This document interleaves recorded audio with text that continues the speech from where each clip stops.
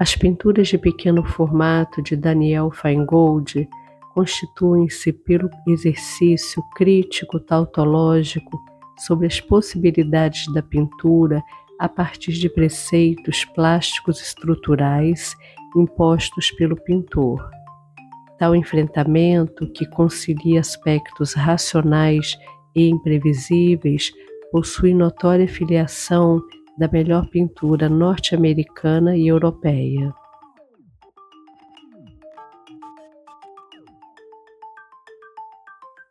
Suas estruturas estão fundadas, em sua maioria, no confronto entre ângulos agudos, conferindo aspecto, de certo modo, cortante.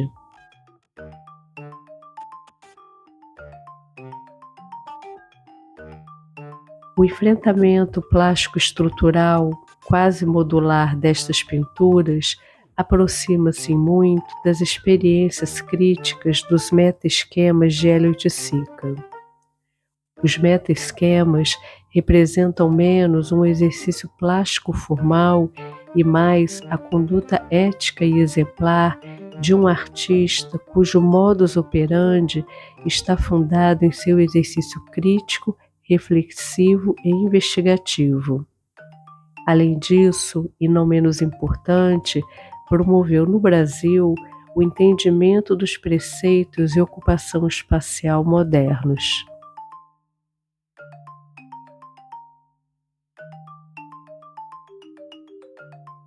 A busca obcecada e exaustiva de Feingold pelos desdobramentos possíveis de uma questão por ele imposta, sua hipótese pictural, como nos fala Didi Huberman, resulta em pinturas cujo aspecto pictórico formal revela o que há de mais importante, a sua estrutura.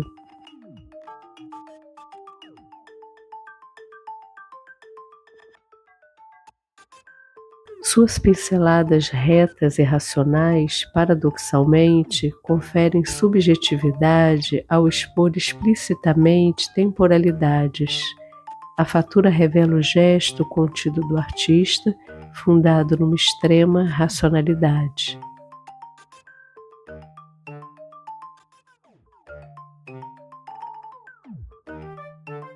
Assim, a trama temporalizada que garante com sucesso a sua hipótese pictural está fundada numa espacialidade que definitivamente não faz alusão ao suporte da tradição ou sobre a sua bidimensionalidade.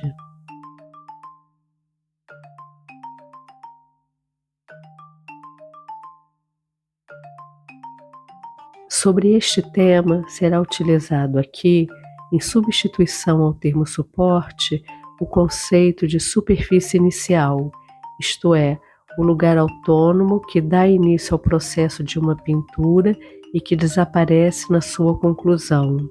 O que se inicia nela não se conclui nela, tendo em vista que a pintura, uma vez iniciada, ganha estrutura e dinâmica própria, não necessita de apoio, de suporte.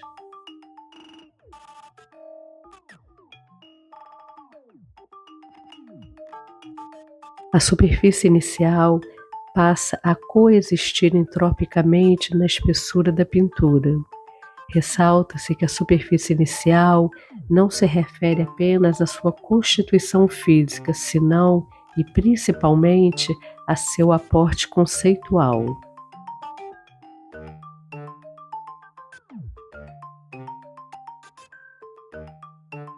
A utilização aqui do termo superfície inicial e não plano refere-se ao fato da pintura, especialmente a partir dos anos de 1960, utilizar também formas tridimensionais como base para a pintura. O conceito de superfície abrange não apenas o plano, mas também as formas tridimensionais.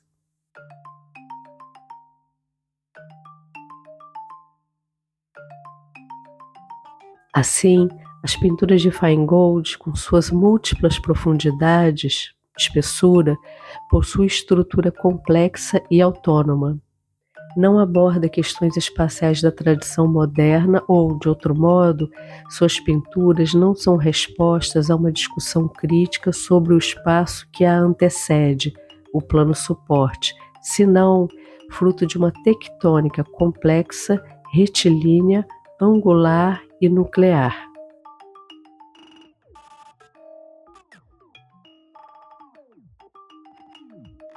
Se no decorrer da história da pintura o espaço cumpria função norteadora, influindo nos seus resultados, desde a contemporaneidade que não mais. De forma diferenciada, a espacialidade da pintura do Renascimento até o período moderno fazia-se visível através da estrutura pictórica. De outro modo, na pintura de Feingold, o espaço surge paulatinamente a partir do seu enfrentamento na construção pictórica. O espaço existe a partir da sua tectônica e não o contrário.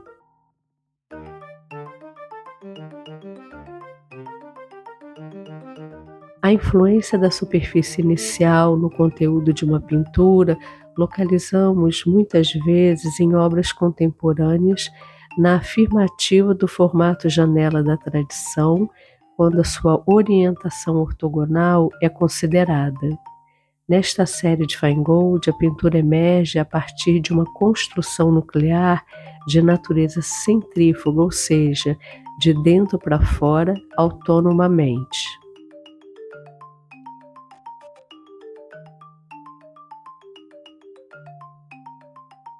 Suas estruturas pictóricas expandem-se até os limites da superfície inicial. Contudo, o artista afirma sua independência espacial ao utilizar as linhas angulares. Feingold deixa revelar as bordas para afirmar a tensão nuclear e a sua respectiva temporalidade.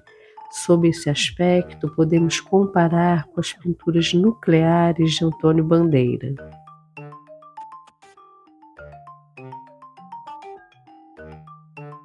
Contudo, se as pinturas de Bandeira promoviam a presença da figura e fundo combatida naquele momento, anos 60, as pinturas de Feingold, ao contrário, possuem outra questão.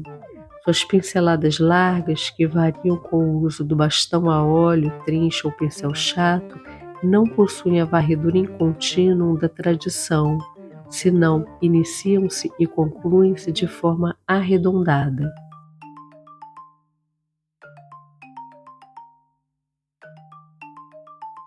Sua velocidade parece interrompida. Na verdade, suas pinceladas mais largas sugerem campos de tensões, em que cada extremidade parece distender-se, provocando rasgos internos e retendo a sua força de tração. Assim, suas pinturas desta série aparentam uma tensão-distensão interna. Sua pintura é um campo tensionado e distendido.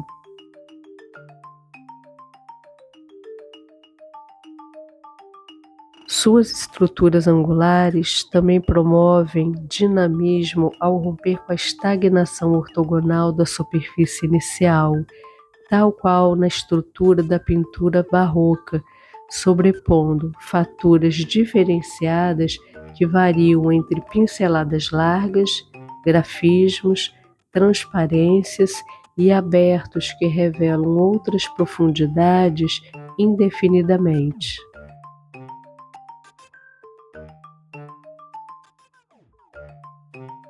Suas geometrias pictóricas são, simultaneamente, racionais e expressionais. Sua racionalidade é explícita no controle das formas e cores, em que os imprevistos são adotados de forma controlada. Seu expressionismo é manifesto na liberdade cromática, assim como pela subjetividade manifesta nos gestos contidos e simultaneamente temporais. De algum modo, suas angulações lembram as estruturas figurativas das pinturas de Kirchner, uma angulosidade cortante que dramatiza as pinturas de ambos.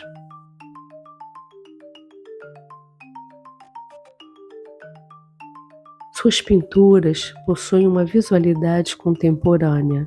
São saturadas por sobreposições, ruídos, manchas, próximas de uma estética da sujidade. Suas estruturas lembram as acumulações que vemos diariamente nos muros das cidades. O uso das tintas neon, por exemplo, confirma sua estética factual, transladando materiais do uso cotidiano para o campo da arte.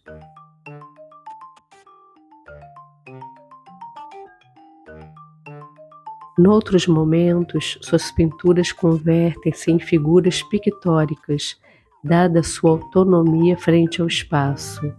Em alguns casos, operam a partir de uma síntese, quando as pinceladas desaparecem, surgindo planos irregulares cromáticos. Nestas pinturas, às vezes monocromáticas, outras bicromáticas ou multicromáticas, a linha como elemento gráfico é norteadora de direções e ocupação espacial. Mesmo nas monocromias, a fatura materialista como elemento construtivo estrutural é determinante.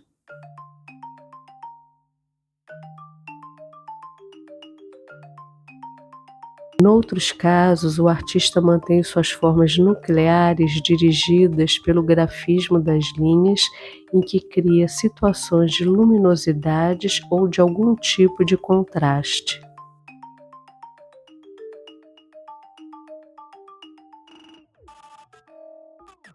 Importante perceber que suas estruturas pictóricas de pequeno formato foram apreendidas de pinturas anteriores com dimensões maiores. Numa espécie de apropriação da parte, o artista promove a sua ressignificação espaço-temporal a partir das suas variantes.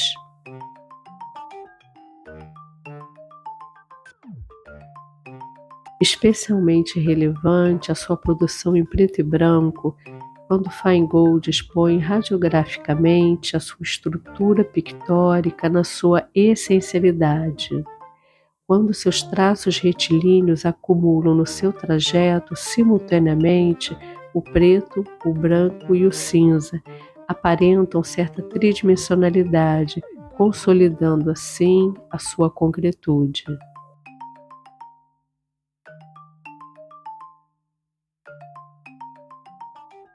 A herança construtiva é notória neste conjunto de pinturas, quando o artista cria embates formais e espaciais, promovendo tensões.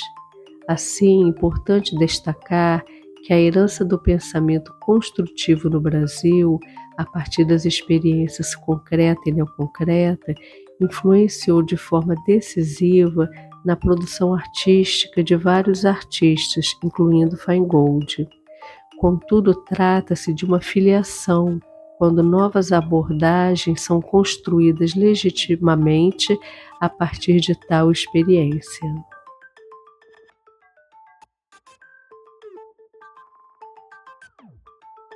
Sua pintura é geométrico-pictórica, concilia aspectos antes inconciliáveis. Ao pictorializar a geometria, Feingold atualiza as premissas da arte geométrica como uma resposta à razão, demonstrando que pode conciliá-la também à experiência da subjetividade. Trata-se de uma geometria imperfeita, tal qual nos fala de outro modo o artista Eduardo Frota, mais próxima da realidade e mais distante de uma idealidade.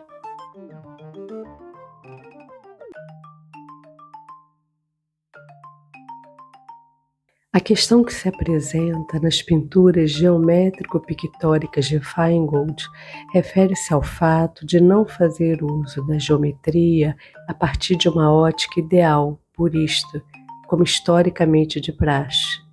Se a idealidade regeu um segmento da arte nas primeiras décadas do século XX, quando o uso da geometria materializava potencialmente tais princípios, a partir das últimas décadas do século XX e início do XXI, a percepção do mundo através da sua factualidade tornou-se premente.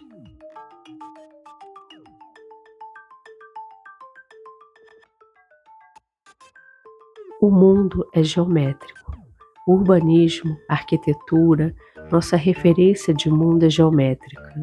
Os utensílios cotidianos ou os mobiliários com suas respectivas geometrias estão submetidos à perenidade dos materiais imposta pelo tempo. A imperfeição da arquitetura muitas vezes é notória no seu desalinhamento ou na presença de ruídos, as manchas, as rachaduras, etc. A geometria no mundo real é imperfeita. O olhar de mundo cesariano de Feingold depura e sintetiza a realidade, expondo a sua visceralidade estrutural, conciliada à sua aparente sujidade.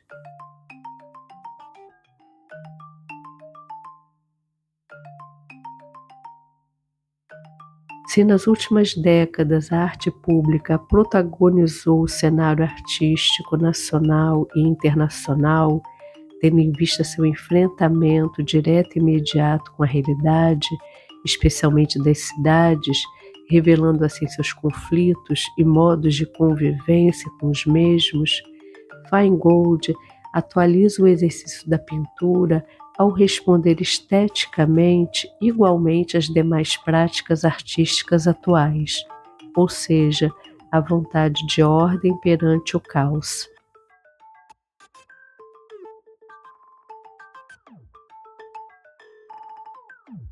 Essa vontade de ordem localizamos noutra sequência de pinturas em que prevalecem as estruturas ortogonais. Contudo, em algumas, a presença ainda das diagonais revela a impossibilidade de ordem.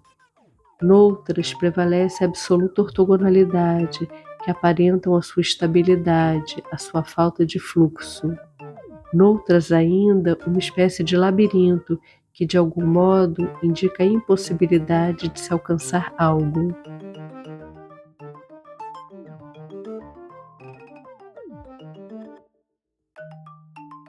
Importante destacar o aspecto gráfico das suas pinturas, com a necessidade de inserção de linhas em toda esta produção. Estruturalmente, elas colaboram na dissolução dos planos mais opacos, amortecendo seus limites e promovendo maior fluidez. Constituem-se também como vetores que colaboram na sua dinâmica temporal, ou seja, promovem deslocamentos do nosso olhar, apontando outros espaços e, consequentemente, minimizando possíveis protagonismos. Atuam também como linhas de tensão, mais frágeis que as pinceladas largas, dada sua espessura.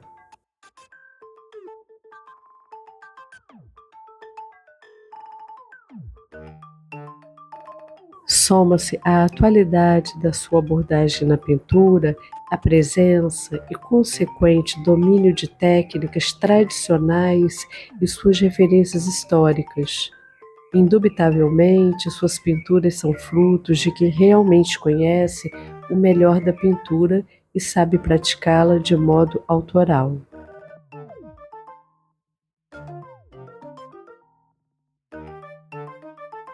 As escalas destas pinturas menores de Feingold proporcionam-se ao nosso olhar. Não representam nada além do que materializam, campos de tensão pictural construídos com absoluto domínio e rigor. A apreensão de cada pintura na sua totalidade, dadas suas dimensões e suas tensões internas, sequestram o nosso olhar, preso à tentativa de desvelar suas estruturas temporais.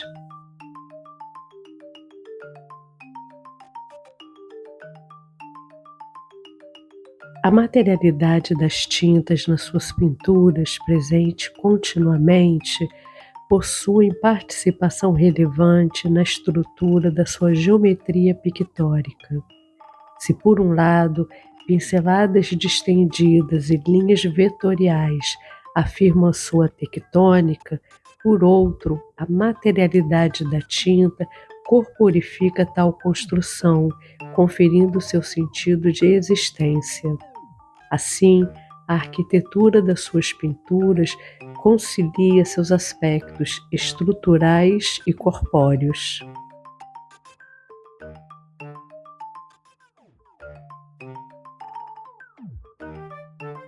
Finalmente, as pinturas de Daniel Feingold são um exercício pleno da pintura em que cada obra do seu conjunto, de acordo com as palavras de Alain Badiou, ao referir-se a uma configuração artística, constitui-se como o pensamento do pensamento que ela é.